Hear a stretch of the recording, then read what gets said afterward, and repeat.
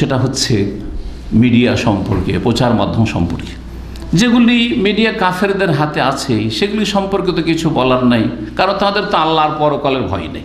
তারা বিশেষ একটা টার্গেট নিয়ে চলছে, তারা তাদের ইচ্ছা মতো, তাদের সুবিধা মতো তারা তাদের সংবাদ প্রচার করবে। জি, সুতরাং যদি একজন মুসলিম খুন করে তাহলে সে সন্ত্রাসী, আর যদি কোনো কাফের অমুসলিম খুন করে তাহলে সে বন্দুকধারী, অথবা সে মানসিক রোগী, সে পাগল, অথবা সেটা তার ব্যক্তিগত বিষয়। সেই জন্য জাতিকে দোষী সাব্যস্ত করা যাবে না। জাতির কি দোষ হইল? অমুসলিম সেই জন্য। কিন্তু কোনো মুসলিম করলে গোটা জাতি দোষী, বরং তাদের ইসলাম দোষী, তাদের ধর্ম দোষী, যে ইসলাম সন্ত্রাস শিখিয়েছে। এ হচ্ছে বিশ্ব মিডিয়ার সার কথা। তবে বড়ই দুঃখ লাগে যখন মুসলিম দেশের মিডিয়াগুলি, জি হ্যাঁ, এই হলুদ মিডিয়া, এরা মুনাফিক, এরা হচ্ছে কপট, এরা হচ্ছে নাস্তিক, এরা হচ্ছে বেদিন, এরা হচ্ছে, এদেরকে খরিদ করে নিয়েছে কুফরি শক্তিগুলি। যার ফলে এরাও যখন বলছে একজন বন্দুকধারী মসজিদে 50 জন লোকে মেরে দিল, ব্যাস এতটুকু, ব্যাস 2-1 দিন বলে শেষ হয়ে গেল, তারপরেও আর কোনো কথা নেই, আর কোনো কথা নেই। কিন্তু একটা মুসলিম যদি এরকম কাজ করতো তাহলে কি হইতো? আজকে বিশাল একটা যুদ্ধ বাঁধিয়ে দেওয়া হইতো, জি, বিশাল একটা কোনো দেশকে ধ্বংস করে দেওয়া হয়তো। জি হ্যাঁ। তো এসব কেন? এসব এই জন্যই যে আমরা দুর্বল। আমরা দুর্বল কেন? আমরা ইসলাম থেকে সরে গেছি, এই জন্য আল্লাহর দিন থেকে দূরে চলে গেছি। এই জন্য আমরা দুর্বল নয় যে আমাদের কাছে টাকা পয়সা নেই, মুসলিম জাতির কাছে আমাদের কাছে পার্থিব শক্তি নেই। এগুলো মুখের কথা। কাজের কথা হচ্ছে যে আমাদের কাছে দিন নেই। দিন থেকে, তাওহীদ থেকে, সুন্নাহ থেকে অনেক দূরে সরে গেছে মুসলিম জাতি। এখানে এই মিডিয়া সম্পর্কে বলবো যে মিডিয়া অনেকগুলি সুযোগ হারিয়ে দিয়েছে, সুযোগ হারিয়ে দিয়েছে। মিডিয়াকে সুযোগ দেয়নি এই সন্ত্রাসী ক্রুসেডার, মিডিয়াকে সুযোগ দেয়নি। সুতরাং সে নিজেই লাইভ প্রচার করে দিয়েছে যে আমি কি করছি, হ্যাঁ, এবং আমি বুঝে সুঝে করছি, আর আমি সব কিছু বুঝছি, এবং আমি কি উদ্দেশ্যে করছি সে নিজে প্রচার করে মিডিয়ার মুখ বন্ধ করে দেয়। মিডিয়া আর বললে কেউ বিশ্বাস করে, কারণ নিজেই যে খুনি, যে সন্ত্রাস, সে নিজেই প্রচার করে দিয়েছে। 2 নম্বর যে বিষয়টি, মিডিয়া সুযোগ নিত যে মানসিক রোগী, পাগল, বা কিছু, এই সুযোগটাও রাখেনি এই সন্ত্রাসী, মিডিয়াকে এই সুযোগটাও দেয়নি। সুতরাং সে অনেক লম্বা চওড়া লিখেছে তার এই আক্রমণ হামলা সম্পর্কে, যে আমি এই করতে যাচ্ছি, এই করব।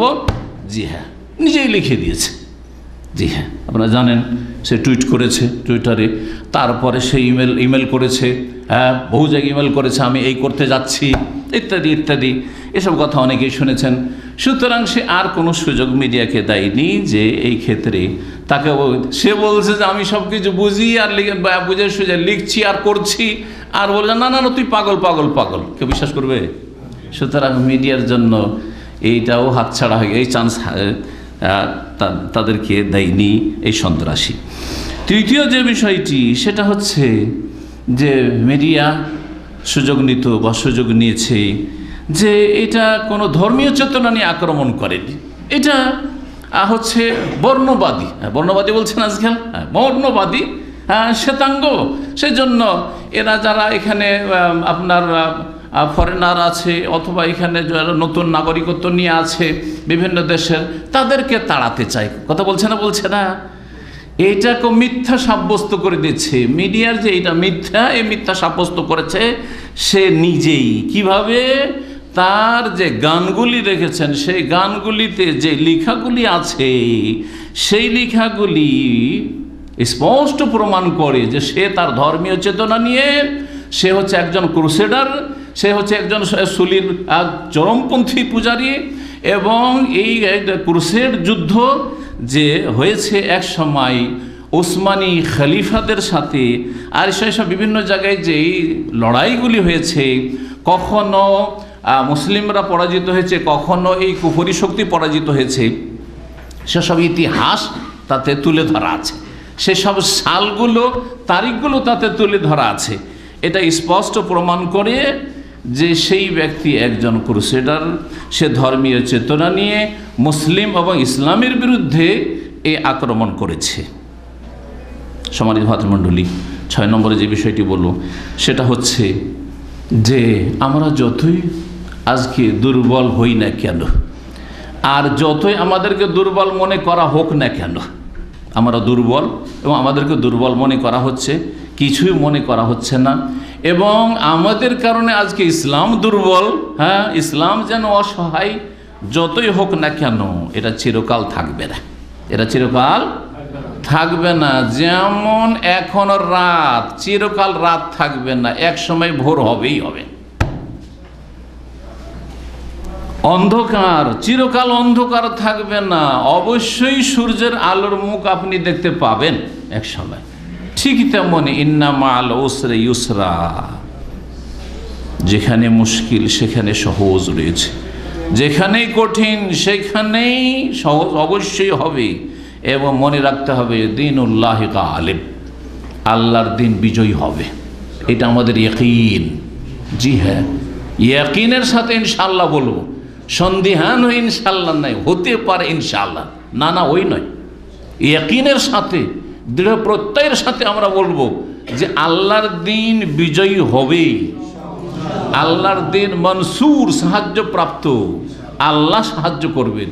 সেই সাহায্য আমার আপনার দ্বারা হবে, ইসলামের না আর কারো দ্বারা হবে।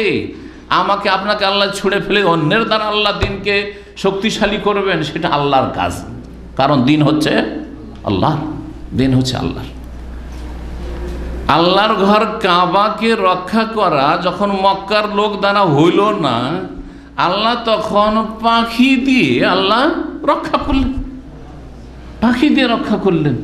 যে আল্লাহ পাখি দিয়ে বাইতুল্লাহকে রক্ষা করতে পারেন, সেই আল্লাহ তার দিনে ইসলামকে, যেটা হচ্ছে তার মনোনীত দিন, ওয়ারাদিতু লাকুমুল ইসলাম দীনা, সেই দিনকে কিভাবে রক্ষা করবেন, কাকে দিয়ে রক্ষা করবেন, কখন করবেন, কোনভাবে করবেন, সেটা আল্লাহ জানছেন। কিন্তু আমাদের ইয়াকিন থাকতে হবে, কারণ আমাদের কাছে কোরআন সুন্নাহর সুরক্ষিত দলিল মওজুদ রয়েছে, আয়াত অনেক রয়েছে। আমি কয়েকটি আয়াত কোট করেছি, আপনাদেরকে সংক্ষেপে শুনে। সূরা তাওবা আয়াত নম্বর 32,